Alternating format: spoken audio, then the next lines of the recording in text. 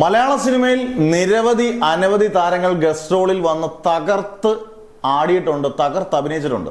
ഒരുപാട് മമ്മൂട്ടി, മോഹൻലാൽ, സുരേഷ് ഗോപി, ജയറാം എല്ലാവരും തകർത്തിട്ടുണ്ട്.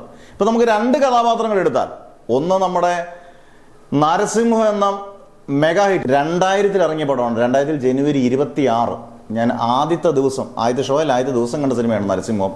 ഒരു രക്ഷയില്ലാത്ത സിനിമ അല്ലേ, എല്ലാം കൊണ്ടും തികഞ്ഞൊരു സിനിമ. ഇമോഷണൽ ആയിക്കോട്ടെ, ആക്ഷൻ സീക്വൻസ് ആയിക്കോട്ടെ, പാട്ടായിക്കോട്ടെ, എല്ലാം തികഞ്ഞൊരു സിനിമ.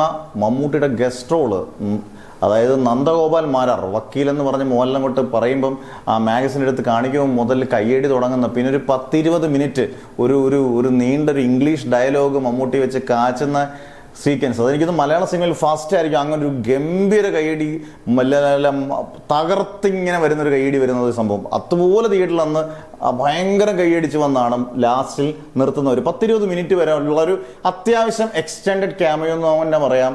ഈ പറഞ്ഞ നന്ദഗോപാൽ മാരാർ അത് വെച്ചുകൊണ്ട് ഷാജി കൈലാസ് വീണ്ടും നന്ദഗോപാൽ മാരാറിനെ വെച്ചുകൊണ്ട് ഒരു പടം തന്നെ പ്ലാൻ ചെയ്തത്. പിന്നെ പടം നടന്നില്ല. രഞ്ജിത്താണ് അതിന്റെ സ്ക്രിപ്റ്റ് എഴുതിയത്. ഷാജി കൈലാസ്, ആന്റണി പെരുമ്പാവൂർ ആദ്യമായിട്ട് നിർമ്മിച്ച ചിത്രം. ആശീർവാദിന്റെ ഫസ്റ്റ് പടമാണ് നരസിംഹം. എന്തായാലും തൂക്കിയിട്ടുണ്ടായിരുന്നു. അതിന്റെ കൂട്ടത്തിൽ ഇന്ദുചൂടനോടൊപ്പം മമ്മൂട്ടിയുടെ ക്യാരക്ടറും മാരാറും തൂക്കി.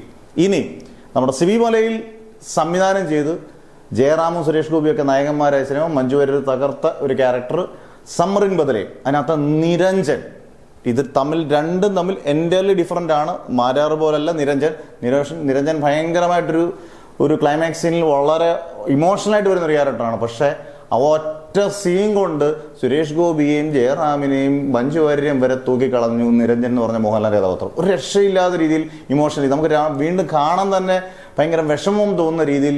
അതിന് മുമ്പ് വരെ സമ്മറിൻ ബദലേയും കാണാം, അതുവരെയും കണ്ടത് രീതിയിൽ നിന്ന് മാറ്റി മോഹൻലാലിന്റെ നിരഞ്ജൻ എന്ന് പറഞ്ഞ കഥാപാത്രം അതുപോലെ ഗംഭീരമായിട്ട് അസാധ്യമായിട്ട് മോഹൻലാൽ ആ കഥാപാത്രം ചെയ്തു. അതിനെ വേറൊരു ഗ്രേഡിലായിട്ട് മോഹൻലാൽ അതിനെ കൊണ്ടുവരികയും ചെയ്തു.